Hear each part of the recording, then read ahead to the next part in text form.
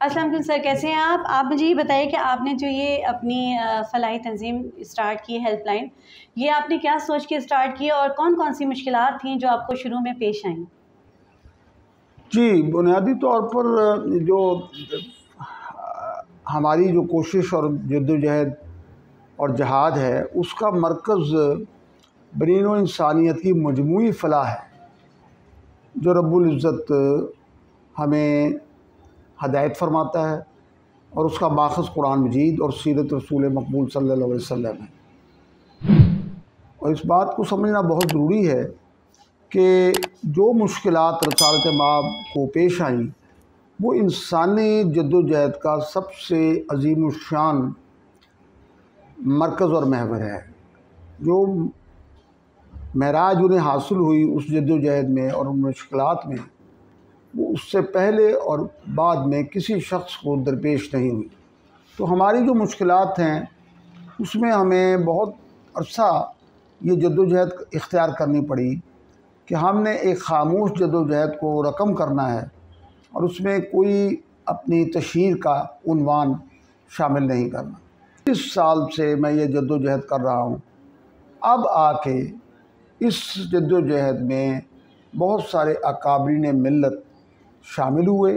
शुरू में हमारे पास बहुत कम सरमाया था, बहुत कम अफराद थे, बावजूद के बहुत बड़े वसाइल से और अफरादी क़ुव्वत से आशना थे हम, उनसे ताल्लुकात थे, लेकिन किसी भी तरह तशहीर से गुरेज़ का जो रवैया था, वो हमें उस सब्र में दाखिल करता था जिस सब्र में इंसानियत को रसालत माब सल्लल्लाहु अलैहि वसल्लम के दर्स और तबलीग और दावत के मुताबिक पहले शामिल होना चाहिए।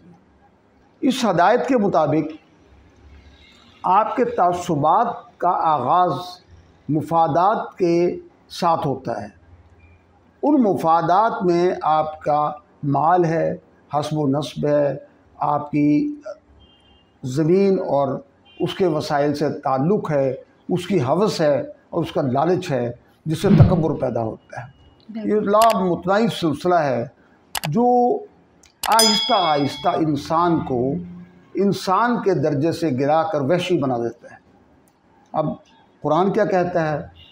ये मालो दौलत दुनिया, ये रिश्ता व पैबंद, बुतान वहम व गुमा ला इलाहा इल्लल्लाह। अब ला इलाहा की तफसीर क्या है? यहाँ से आगाज़ होता है इस बात का। तो आप गौर करें, मेरा और आपका विरसा क्या है? पाकिस्तान का मतलब क्या? ला इलाहा इल्लल्लाह। अब पाकिस्तान का मतलब है ला इलाहा इल्लल्लाह। जब ये दरख्वास्त कायदे आज़म ने और अल्लामा इकबाल ने रब्बुल इज़्ज़त को पेश की, तो वो पेश करने वाले लोग इस कदर दयानतदार और आलीशान थे कि उनकी दरख्वास्त कबूल हो गई। उनके साथ जो लोग थे वो अदीमुल मिसाल लोग थे। उन्होंने इशार किया, कुर्बानी दी, लेकिन उससे पहले इशार और कुर्बानी से दयानत और अमानत को कायम किया जाए। आप हैरान होंगे कि जो इस कुरान मजीद का मुफस्सर है, शोहराए आफाक, वो उसका मुअल्लम है अल्लामा इकबाल, वो इंतहाई सादगी से ज़िंदगी गुजार के चला गया। हालांकि वो इतनी बड़ी यूनिवर्सिटियों में मुअल्लम थे और तालिब इल्म रहे और फिर इतने बड़े मुफस्सर और मुबल्लिग़ थे, वो जितना पैसा समेटना चाहते समेट लेते। लेकिन क्या है उनके पास की बाकी जायदाद जो है, उसके बताया जाए कि क्या उनके पास विरसा है, क्या छोड़ के गए वो।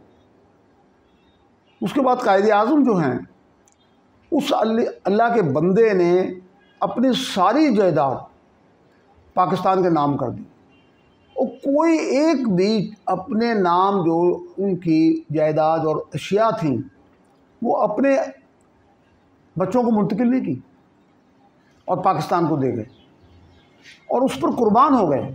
और कुर्बानी की ये अजीमुशान मिसाल में, क्योंकि एक तारीख़ लिखी जा रही है, मैं आपको एक तारीख़ बता रहा हूँ, तो मैं आपको ये बताऊँगा कि बात दरअसल ये है कि कायदे आज़म जो है उसने जिस का आगाज़ किया, जिस कुरान और सीरत की तफसीर का आगाज़ किया, जिसके लिए उसने तन मन धन लगा दिया और जान और माल लगा दी, जान भी लगाई, वो इसी जद्दोजहद में इस हालत को पहुंच गए कि रेलत फरमा गए। लेकिन बहुत कम लोगों को ये इल्म है कि उनको पेश किया गया एक मुआवजा कि वो पाकिस्तान की तहरीक से इनहराफ करें, तो कायदे आज़म को ये बात यकीन दिलाई गई वो हिंदुस्तान के ताहयात सदर और वज़ीर आज़म होंगे। और उनसे ये कहा गया कि आप अगर चाहें तो जो हुकूमत आप चाहें, जिस तरह की चाहें, जिन लोगों के ज़रिए हुकूमत बनाना चाहें, जो आपके साथी हों, उसका इंतखाब में आप आज़ाद हैं। इतनी बड़ी सल्तनत हिंदुस्तान, जिसका वाइसराय फ़ख्र करता था कि मैं हिंदुस्तान का वाइसराय हूँ, जो दुनिया की अजीम सल्तनतों में से एक सल्तनत थी, उस अल्लाह के बंदे ने, कायदे आज़म ने उसको अल्लाह के नाम पर और रसूलुल्लाह सल्लल्लाहु अलैहि वसल्लम के नाम पर ठुकरा दिया। अब लेकिन हम उससे आगाही नहीं है, हम उसका इशारा ही नहीं कर सकते, कुर्बानी नहीं दे सकते। अगला वाक़या आप हैरान होंगे और सुनेंगे तो शशदर रह जाएंगे। कायदे आज़म ने जब ये मकालमा किया और ये बात तय की, तो लॉर्ड माउंटबेटन के आखिरी अल्फाज, जो आखिरी इंटरव्यू है, उसमें ये खराज तहसीन रकम किया उसने कि जिना को ख़रीदा नहीं जा सकता था। लेकिन इस एक जुमले में एक तारीख़ है, मुसलमानों के लिए एक सबक है, उनकी अज़मत देरीना का, बहाली का एक पूरा करीना और सलीका है कि पाकिस्तान आपको मिला क्यों, बना क्यों, जिसने बनाया उसकी फ़िक्री फ़िलासफ़ी क्या थी, जिसने उसे तख्लीक किया उसका इशार और कुर्बानी का मयार क्या था, उसने क्या चीज़ हासिल की और क्या वो आपको दे गया। और जब उसने दी आपको, तो कायदे आज़म के मुतल्लिक़ उसके दुश्मनों इकरार करते हैं, जो उसका सबसे बड़ा नाक़िद है और हिंदुस्तान का सबसे बड़ा मुरब्बी और मोहसिन है, उसका वो बड़ा मुखलिस दोस्त है हिंदुस्तान का, और उसकी तारीफ़ करता है वो। लेकिन उसके पास जिना के लिए जो अल्फाज हैं, वो अल्फाज हैं कि जना को ख़रीदा नहीं जा सकता था। आप इन चंद अल्फाज के कदो कामत को, इसके वज़न को महसूस कीजिए। सारी कायनात एक तरफ है और ये अल्फाज की कीमत एक तरफ है। बिल्कुल ये थे कायदे आज़म। लेकिन वाय काम नाकामी मताए कारवां जाता रहा, कारवां के दिल से एहसास ज़िया जाता रहा। ना हमें ये पता कि रब्बुल इज़्ज़त का हुक्म क्या है, ना हमें ये मालूम है कि रसालत माब सल्लल्लाहु अलैहि वसल्लम की तालीमात क्या हैं। फिर उनके मुबल्लिगीन जो हैं, मुफस्सिरीन जो हैं और मुअल्लिमीन जो हैं, अल्लामा इकबाल और कायदे आज़म, उनका तर्ज़ अमल क्या था, उन्होंने क्या रवश इख्तियार की ज़िंदगी में जिसके ज़रिए वो अमर हो गए और उन्हें एक ऐसी सल्तनत तख्लीक की जो आने वाले वक्तों में अल्लाह के दीन को गालिब कर देगी। अब जंग दुनिया में नहीं हो सकती, तमाम जंगें ख़त्म हो रही हैं। हालिया जंग में यूक्रेन में जो है रूस को इंतहाई शदीद मज़ाहमत का सामना है, सारी दुनिया उसके ख़िलाफ़ हो गई है, इसलिए कि अब इंसानियत ये बर्दाश्त नहीं करती कि किसी का इस्तेहसाल किया जाए और कोई बड़ी रियासत छोटी रियासत को हज़म कर ले। अब आज़ादी का दौर है, वस्त एशियाई रियासतें आज़ाद हो चुकी हैं और अब मशरिक़ वुस्ता में उस तरह की जंग और जदल बर्पा नहीं किया जा सकता। और अफ़गानिस्तान में रूस को एक शिकस्त के बाद अमेरिका को मुकम्मल शिकस्त हो चुकी है और हिंदुस्तान जो मुसलसल हमला आवर था पाकिस्तान पर, उसकी तमाम हिकमत अमली लपेट कर वापस उसको अपनी कमीनगाह की तरफ धकेल चुकी। अब पाकिस्तान के ऊपर हमला नहीं हो सकता, अब पाकिस्तान के ख़िलाफ़ जंग नहीं की जा सकती। अब पाकिस्तान ने 3 बड़ी मुमलिकतों को ये पैगाम दिया है कि वो हमेशा रहने वाली सल्तनत है और चौथी सल्तनत जो है वो प्रॉक्सी पर है और वो इजराइल है। और उसके साथ जो हिंदुस्तान को पैगाम मिला है और जो हिंदुस्तान के साथ रूस और अमेरिका को पैगाम मिला है, वो पैगाम ये है कि पाकिस्तान सदाबहार एक पुरफ़िज़ा मुकाम है अल्लाह ताला के निज़ाम के लिए। उसके एहतराम की आगाज़ की दास्तान मैं आपको सुना रहा हूँ। जब ये आगाज़ हो चुका है और जब ये काम आगे बढ़ रहा है, तो मसला अब दिफाई नौइयत का नहीं है, खारजा ताल्लुकात का मसला नहीं है। आप इस वक्त मशरक़ वस्ता में और वस्त एशियाई रियासतों में और दुनिया के तमाम महकूम कौमों में आप अलामत समझे जाते हैं आज़ादी की और हिफाजत की। तमाम महकूम कौमें आपको ये समझती हैं कि वो आप उनके पासबान हैं, लेकिन मसला है अंदरूनी मामला जिसमें जुल्म है और इस्तेहसाल है। गरीब और अमीर का बहुत बड़ा फ़र्क है, जिसमें लाखों करोड़ों लोगों की हम ज़िंदगियों को तामीर करने से महरूम हैं और पीते हैं लहू देते हैं दर से मुसावात। सब चीज़ें हैं बिल्कुल, पूरी दुनिया से हमें हर तरह से इस वक्त हर चीज़ का सामना है, जंगों के सामने बहुत सी चीज़ें, जंग नहीं होगी बेशक, मगर मैं आपसे ये पूछूंगी कि पाकिस्तान में तालीम का जो है इस वक्त रेशो बहुत कम है दुनिया के और ममालिक के मुकाबले में।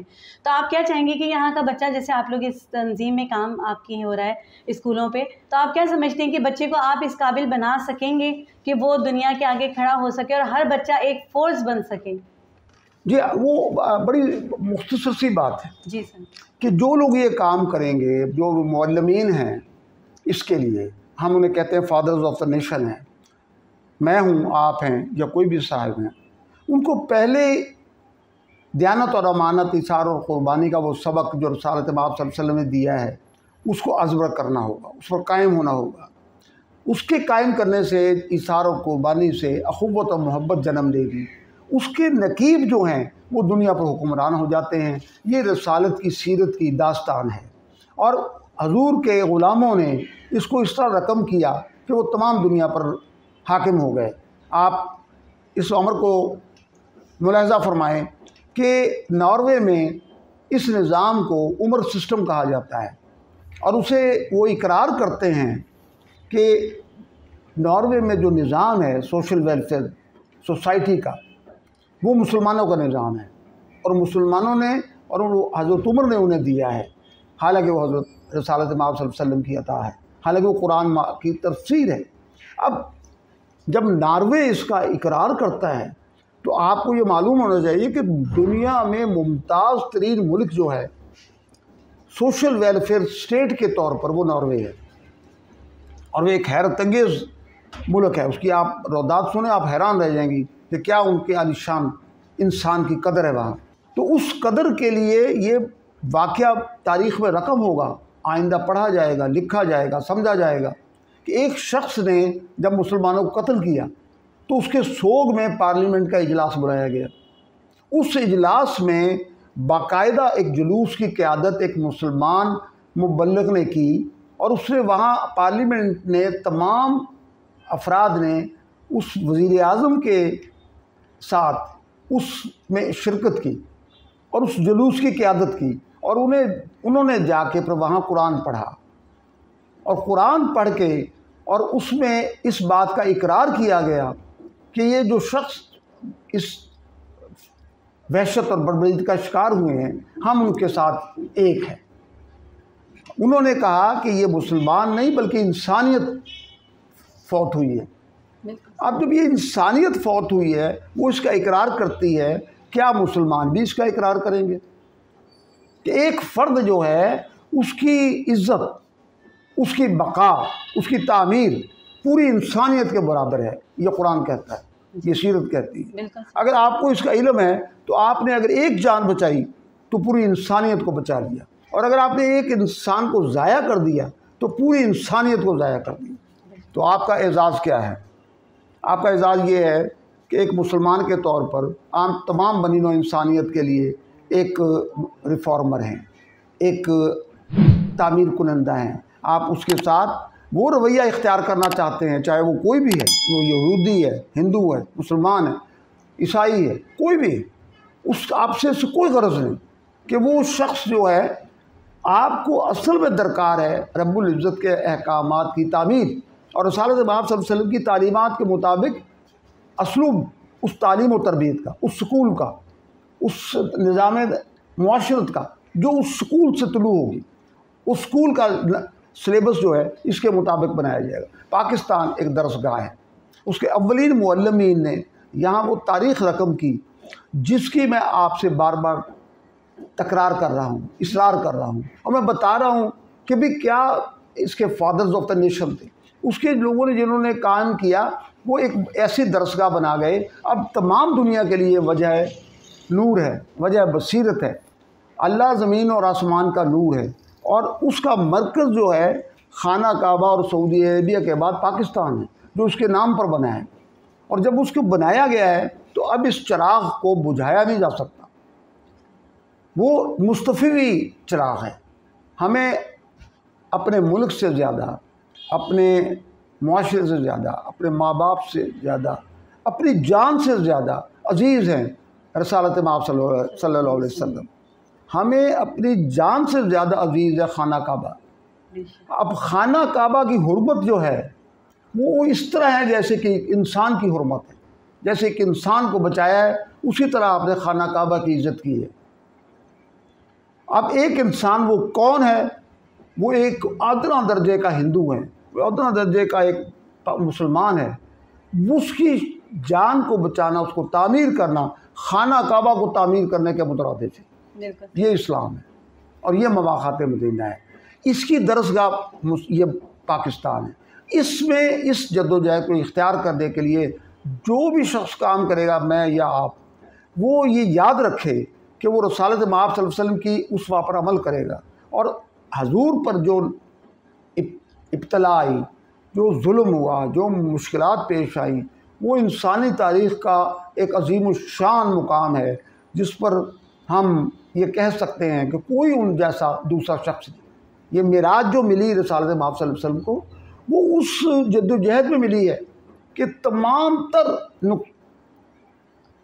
दुश्मनों के जुल्म के बावजूद आपने कभी किसी को बद्दुआ नहीं दी, कभी किसी से 52 दफ़ा हज़ूर नबी अकरम सल्लल्लाहु अलैहि वसल्लम, आप ये तारीख़ रकम कर रहे हैं और मैं एक तारीख़ लिख रहा हूँ, 52 दफ़ा रसालत माब सल्लल्लाहु अलैहि वसल्लम अबू जहल के घर गए हैं, 52 दफ़ा। और वो शख्स था जो उनके रास्तों में कांटे बिछाता था, उनके गंदगी के ढेर लगाता था। इसके बावजूद बार बार रसालत माब सल्लल्लाहु अलैहि वसल्लम उसके पास जा रहे थे। अब उसके बाद क्या हुआ, हैरान कौन बात मैं आपको बता रहा हूँ। आज हम दुश्मनाम तराज हैं, हम अपने दुश्मनों को माफ़ नहीं करते, उनके ऊपर हमारी यलगार का कोई पैमाना ही नहीं है। हम उनको इस तरह से दुश्मन बनाते हैं जैसे कोई आखिरी दर्जे का दुश्मन हो। लेकिन जब उसामा बिन अबू जहल मुसलमान हो गए तो रसालत माब सल्लल्लाहु अलैहि वसल्लम ने हुक्म दिया सहाबा कराम को कि आज के बाद कोई शख्स अबू जहल को बुरा नहीं कहेगा, क्योंकि उसकी वजह से उसामा का दिल दुखेगा, उसको परेशानी होगी, वो गमगीन होगा, उसको नदामत होगी। आप हैरान हो जाएंगे, कोई पाबंदी लग गई, उसके बाद लोगों ने अबू जहल को बुरा कहना बंद कर दिया। और जब उसको कहना उसको बंद कर दिया तो ये वो मुआशरा है मदीने का जिसमें इंसानों की रूप में फरिश्ते बसते थे। एक एक शख्स जो है उस मुकाम पर खड़ा था जहाँ के फरिश्ते उस पर रश करते हैं। वो जब रश करते हैं फरिश्ते तो उनको जो सबक दिया गया उन फरिश्तों को वो ये था कि इस इंसान की तख्लीक में मुज़मिर जो अल्लाह ताला की हिकमत है उससे तुम आगाह नहीं हो। ये जो मैं तामीर कर रहा हूँ, ये तख्लीक कर रहा हूँ इंसान, ये असल में एक ख़ास मनसब पर फायज़ एक है मखलूक जो रब्बानी अज़ाइम को, रब्बानी ज़रूरियात को जो कायनात में अल्लाह को दरकार है उसकी तकमील करेगा। कोई मखलूक दुनिया में ऐसी नहीं जो इस तरह इसार कुर्बानी करती हो, जो इस तरह लोगों के काम आती हो, जो अपने रब के लिए अपनी जान पेश करती हो। हम पाकिस्तानी वो लोग हैं कि हमें हमारी जान, हमारे लाखों लोग शहीद हो चुके हैं। एक एक शहीद के मुतल्लिक़ आप पूरी रकम करें तारीख़, आप हैरान हो जाएंगे कि क्या वो अजीम शान शख्स था। फ़ौज में एक नौजवान था और वो एक मेजर था या एक सिपाही था या एक करनैल था, वो इस तरह अल्लाह की राह में शहीद हुआ कि आप उस पर फ़ख्र कर सकते हैं, उस पर नाज कर सकते हैं। आप हैरान हो जाएंगे कि वो उसके वालिदैन जो हैं उस पर गमख्वार नहीं है, गमज़दा नहीं है, वो उस पर फ़ख्र करते हैं, खुशियाँ मनाते हैं कि उनका बच्चा जो है वो अल्लाह की और अल्लाह के रसूल की हुर्मत पर शहीद हो गया। बताएं ऐसी कौम कहाँ से लाऊं मैं जो मैं आपको ये बताए कि जी हमारा बच्चा शहीद हो गया और हम आपको मिठाई भेज रहे हैं। जो इस मुल्क के हाकिमीन हैं, जो इस मुल्क पर काबिज़ हैं, उनको मैं कैसे सबक सिखाऊं, कैसे बताऊं कि आप जिस चीज़ के वारिस हैं, जो मुअल्लिमीन थे आपके, जो आपको ये मुल्क देकर गए हैं, जिसके नाम पर आपको मुल्क मिला, वो तो आका नामदार के नाम पर मिला ना, उनके सदक़े में। तो आप उनसे क्या वफा कर रहे हैं? ये वो जद्दोजहद है जिसमें जो शख्स भी इसे करेगा, जो आप दरियाफ्त कर रही हैं, उसे बेशुमार मुश्किलात से गुज़रना होगा। बहुत सारे लोग हमारी बात सुनते हैं और बहुत सारे नहीं सुनते।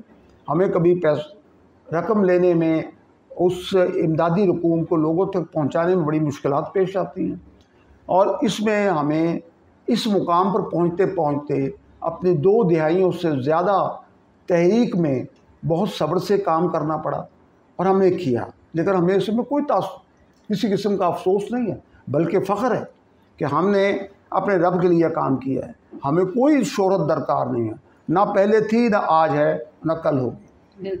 जब हमें उस शोहरत दरकार नहीं है तो हम अपना काम अपने रब के लिए कर रहे हैं और आका नामदार की तालीमात के मुताबिक कर रहे हैं। तो इस अमल में जो कोई भी शख्स भी काम करेगा, उसको जो मुश्किलात दरपेश होंगी, वो दरपेश मुश्किलात से ही उस तनाजुर में जाएगा, उस तकाबुल में जाएगा जिसमें आम आदमी की इब्तला है। उसकी जो मुश्किलात हैं वो गरीब आदमी की, और जिसको बच्चे नहीं पढ़ सकते, जिसकी खातून का इलाज नहीं हो सकता, जिसकी बच्चियों की शादी नहीं हो सकती, उसको ये इल्म होगा कि दरअसल ये मखलूक खुदा जो है वो किस हाल में है। अब ये मुश्किलात जो हैं उससे दिल आदमी का सीपारा हो जाता है, आदमी का दिल रोने को करता है कि क्या वो बच्चे हैं जिनके पैरों में जूती नहीं और वो ईंटों पर बैठे अपने स्कूल में तालीम हासिल करते हैं, ऊपर से उनकी छत गिरने वाली है और आप उनके पास खाने के लिए मुकम्मल पैसे नहीं। तो यहाँ आपका दिल करता है कि आप रोएं, आप अफसोस करें। तो ये बहुत बड़ी एक अज़ियत भी है कि जब आप इन बच्चों के करीब जाते हैं, उन घरों में जाते हैं जहाँ बीमारी है, गुर्बत है, जहालत है, हर तरह की इब्तला है, तो वहाँ जाके आपको महसूस होता है कि क्या अलमनाक सूरत हाल है। तो मुश्किलात में ये सबसे बड़ी मुश्किल है कि क्या उन अफराद का किया जाए, किस कदर उनके हालात और वाक़यात जो आपको मुतासर करते हैं। दूसरी है कि जब उनके लिए आप सरमाया इकट्ठा करते हैं, इदारे बनाते हैं, तो ज़ाहिर है उसमें मुश्किलात पेश आती हैं। तो आपको सफ़र करना पड़ता है, ज़र्रे को आफ्ताब करने के लिए आपको पैसे पाई इकट्ठी करके लगानी पड़ती है। और जब ये आप सारा काम करते हैं तो मुश्किलात हैं, हमेशा रही हैं, आइंदा भी रहेंगी, लेकिन मुश्किलें मुझ पर पड़ी इतनी कि आसान हो गई, मुश्किलों को कोई हैसियत नहीं है। तो मैं इस तकाबुल में हमारी जो जद्दोजहद मेरे साथियों की, हम सब की, वो अल्हम्दुलिल्लाह अल्लाह उससे राज़ी, रसूलुल्लाह सल्लल्लाहु अलैहि वसल्लम से राज़ी हो जाए और हमारी आक़िबत का सरिया बन जाए। तो मुश्किलात अपनी जगह थी और मैंने अपनी ज़िंदगी में अपने कारोबार और अपना जो मुनासिब थे वो सब तर्क कर दिए, छोड़ दिए, और मैं मुकम्मल तौर पर इसमें शामिल हो गया। और मुझे बहुत सारे जो अहबाब हमारे साथ हैं वो मिले, वो उन्होंने बेहतरीन इशार किया और कभी उन्होंने उसका मुआवजा शोहरत या किसी और ज़रिए से तलब नहीं किया, जो बहुत बड़ा अल्लाह ताला का अतिया है। तो मैं ये अर्ज़ करूँ कि मुश्किलात तो होती हैं और होती रहेंगी, लेकिन जो उस मुश्किलात के बाद राहत है जो अल्लाह ताला अता फ़रमाता है, उसका जो कैफ़ है, जो वो जन्नत दुनिया में आपके मन में कायम होती है, उसका कोई मिसल नहीं। वो मैं सबको दावत देता हूँ कि आए इस अर्ज़ी जन्नत में दाखिल हो जाएं और आप इसके लिए हमारे साथ ताउन करें ताकि अल्लाह और अल्लाह के रसूल आपसे राज़ी हो जाए। अच्छा सर, आप ये मुझे बताएं कि हेल्पलाइन जो है इसने अभी तक क्या क्या काम किए हैं और मज़ीद आपका हदफ क्या है? जो हमारा निज़ाम है इसका तालीम व तरबियत का, अलकिताब तालीमी निज़ाम असल में कुरान मजीद का निज़ाम तालीम है। ये जो स्कूल और हम यूनिवर्सिटियाँ बना रहे हैं, ये कुरान मजीद की तालीम व तरबियत का एक मखज़न है, महवर है और मकसद हयात है। इसमें जो हमारा निज़ाम ताबीर करने का तरीक़ाकार है वो बहुत दिलचस्प है और बहुत ख़याल अफरोज़ है और इस्लामी रवायात के मुताबिक है। मिसाल के तौर पर हम जो स्कूल तामीर कर रहे हैं वो ऐसे स्कूल होंगे, आज जो हमारे बच्चे हम पढ़ा रहे हैं वो सरकारी स्कूलों में भी हैं और सरकारी स्कूलों को हम बहुत आलीशान और बेहतर बनाते हैं। उसी के साथ हमारी मस्जिद के स्कूल हैं और हमारे अपने स्कूल हैं। अब जब हमारे जो अपने हेल्पलाइन के स्कूल हैं या अलकिताब स्कूल हैं, उन स्कूलों में जो हमारी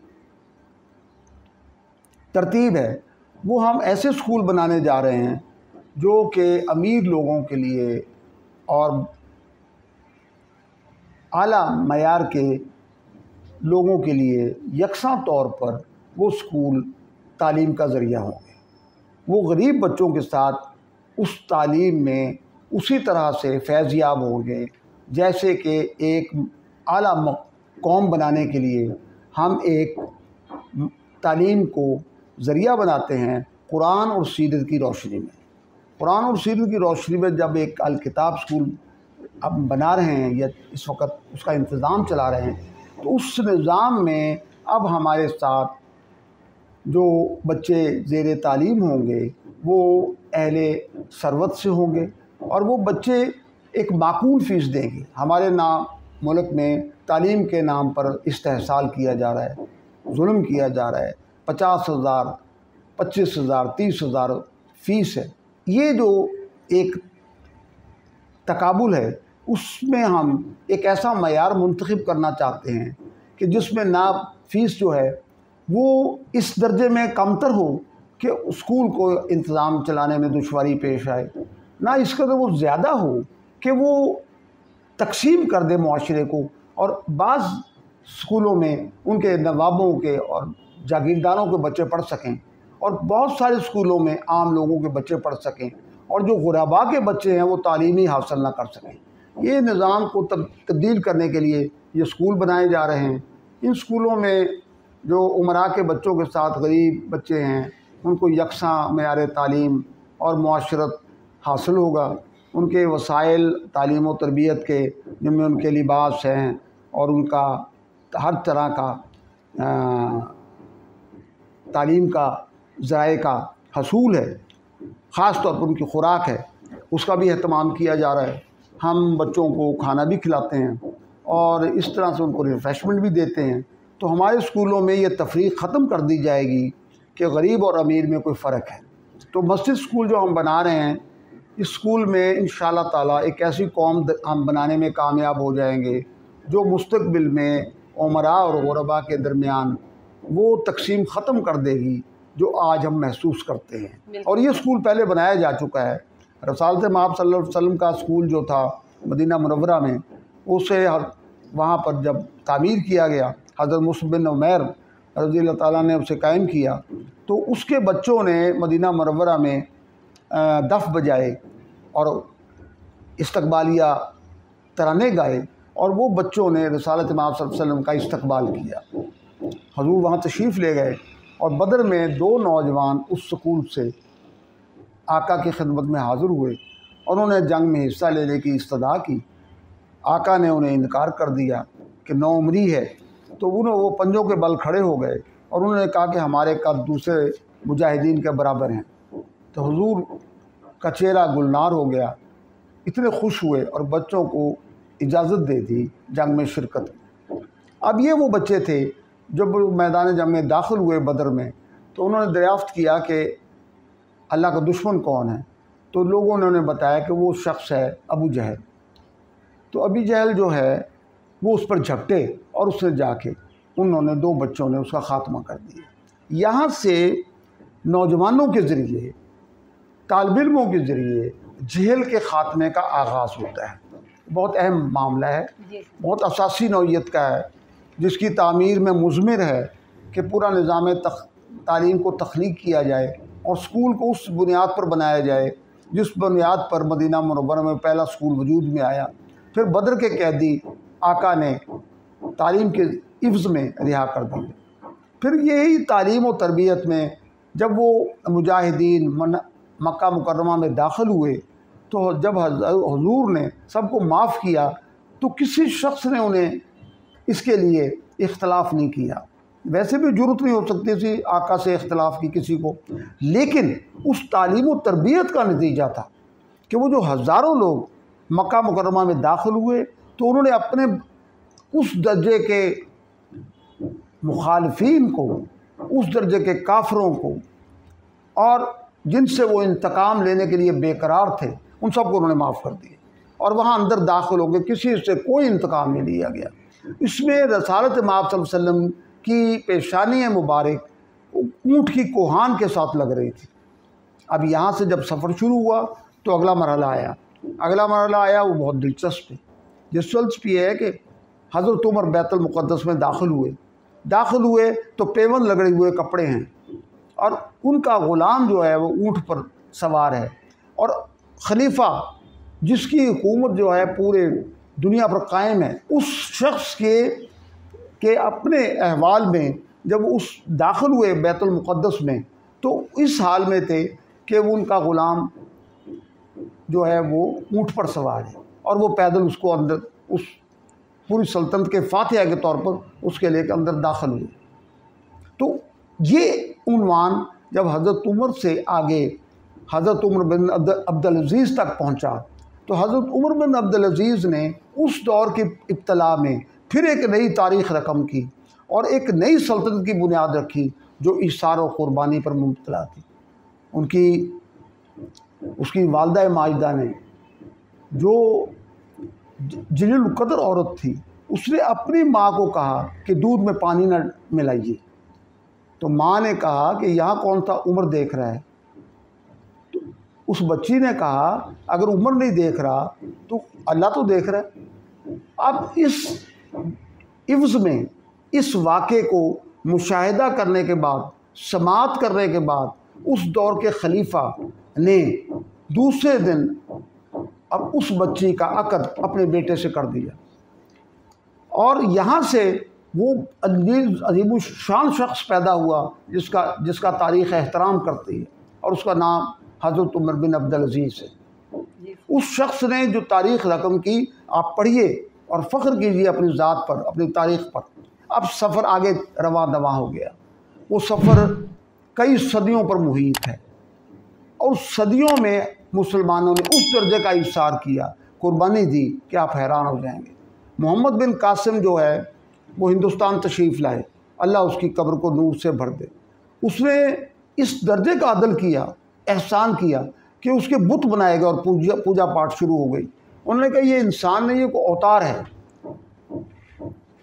अब वो शख्स जो है उसकी तारीख़ जो है हिंदुस्तान की तारीख़ में रकम है, वो जमा पूंजी है मुसलमानों की, लेकिन अब मुसलमान उस पर गौर नहीं करते। उन्हें मालूम ही नहीं है कि मोहम्मद बिन कासिम किस कदर जलील कदर नाम है।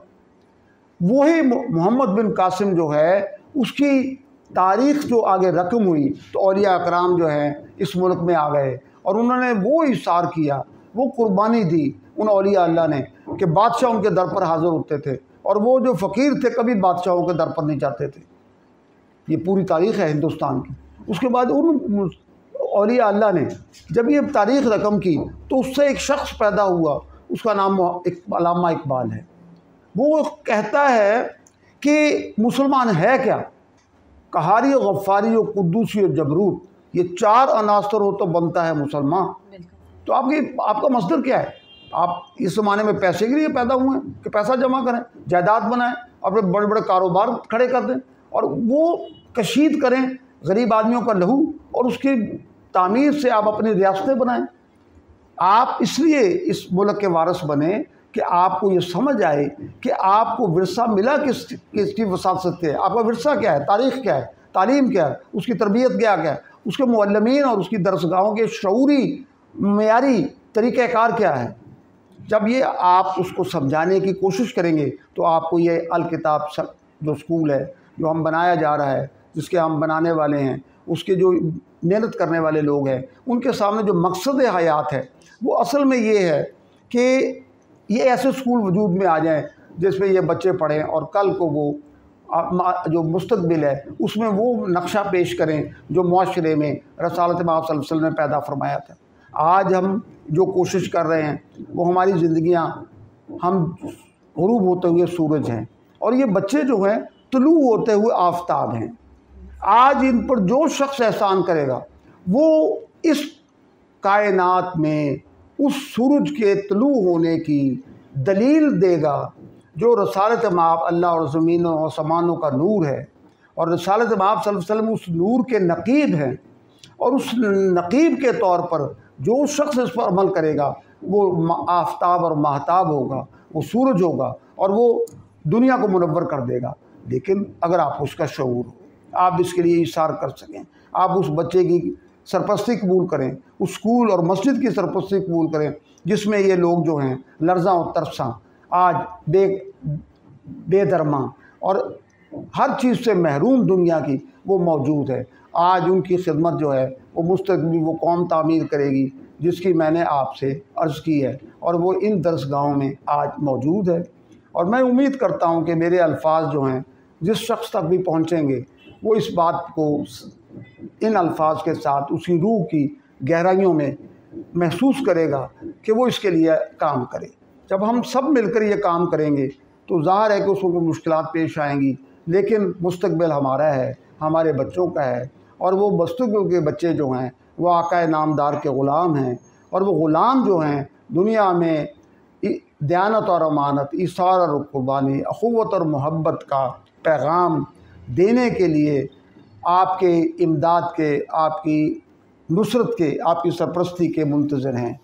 आइए हम जब इन इदारों को आगे बनाएंगे, चलाएंगे, तो आपको रूहानी कैफ़ मिलेगा, सुकून मिलेगा, और इस तरह ये इदारे बनते चले जाएंगे और ये इदारों की बुनियाद तमाम दुनिया में फैल जाएगी और हम तमाम दुनिया को ये सबक दे सकेंगे कि हम तो जीते हैं कि दुनिया में तेरा नाम रहे, और हमारे लिए हर शख्स मोहतरम होगा इंशाअल्लाह ताला। Thank you so much sir, बहुत बहुत शुक्रिया।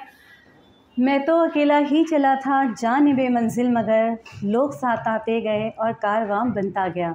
हमने बात की मियाँ इखलाकुर रहमान साहब से।